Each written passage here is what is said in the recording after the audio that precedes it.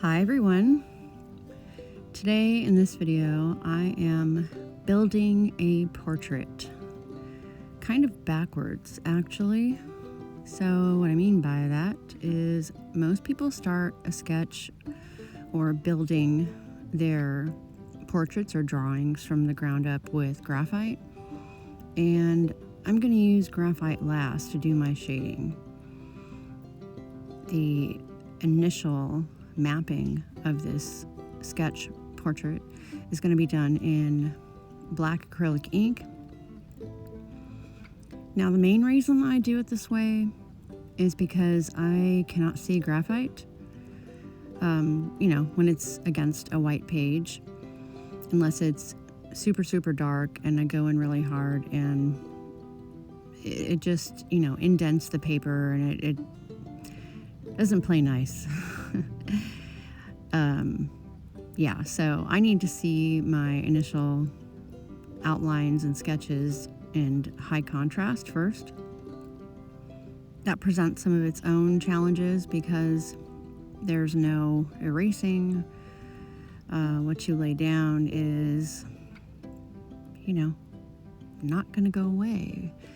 So you have to map things out pretty carefully and also be okay with the fact that you might not get everything exact. So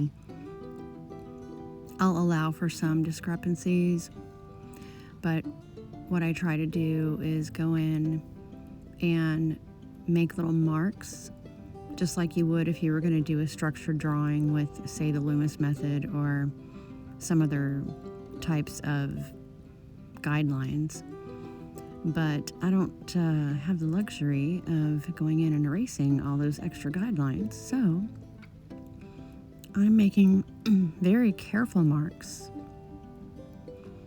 And they're like little angles, and I do them bilaterally so that when I make a mark on one side, I make the same mark on the other, small little dashes and diagonal lines and angles until I get my features where I want them.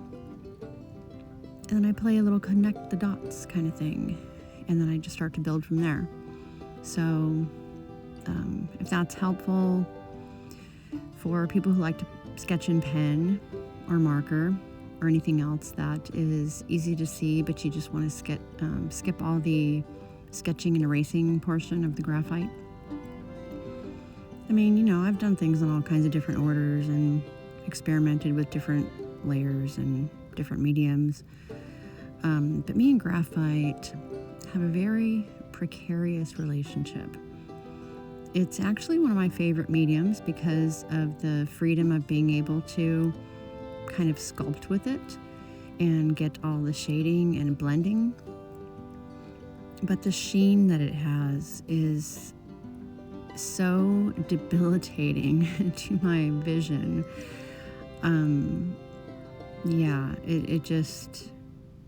It's its own unique thing. And I know there's a lot of graphite artists who, use graphite powder, and I will be using that in this drawing. It saves a lot of time. You can tone your entire paper with it if you want to, but I just use it mostly to get some soft gradations in the background and in the hair and stuff into large areas that I didn't want to have a lot of sketchy strokes with my pencil.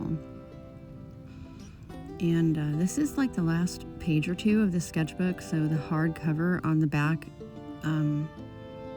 makes it to where I can get a little heavier line with the pencil and not risk it indenting the paper too much as it would if I was doing it on in a thicker sketchbook, like, the center of the sketchbook, when you have multiple pages underneath the page that you're drawing on.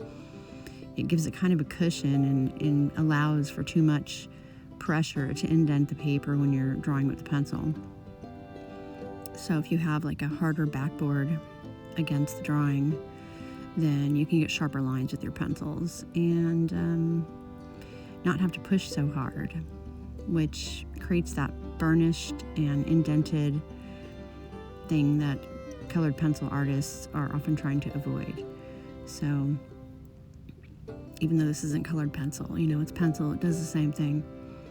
I'm using 2 mechanical pencils. One is a 2mm lead, and the other one is a 0.7, I believe, or maybe a 0.5.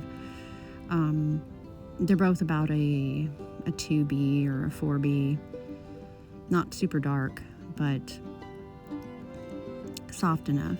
And because I'm using the black marker, that's going to be my highest value, so I'm not really worried too much about getting those mid-tones. And yeah, this is just an experiment, It also, gives me a little more patience, because I know I don't have to go in with that little tiny painstaking stroke of the pencil to get all those larger areas, and I reserve that mostly for the features and around the eyes and stuff, because that's where it's best suited. So I hope you guys are doing well and enjoying your transition into fall. I'm definitely going to participate in the October ink situation, but I'm not sure I'm going to participate in the way that I would do a drawing every day and upload it and such. I do like to work in a particular sketchbook, usually mixed media, that is set aside for that, and then I'll do my own little prompt list and draw in the book daily, or if I can't daily, then I'll try to do a couple drawings in a day, and that way I can do it without pressure and make my own little picture book for October.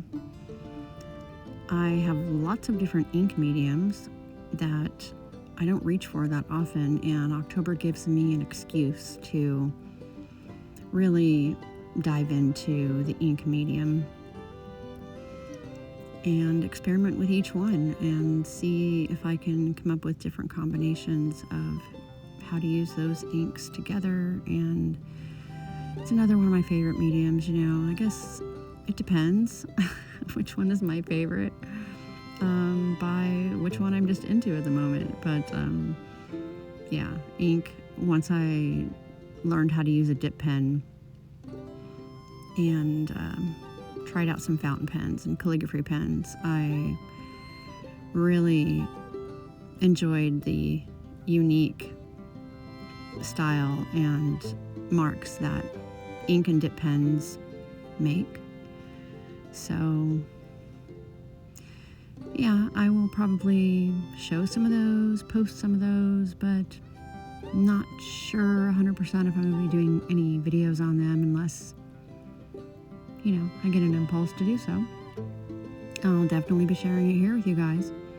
And whatever you guys are doing, art-related things for the fall, just art-related in general, I hope you're always remembering to have fun and not be too hard on yourself, and always have the curiosity of how is this going to turn out? What's it going to be at the end? And enjoy the little journey along the way. So I will leave you to the rest of this video. And if you guys have any questions that I didn't already answer during this video, leave them down in the comments.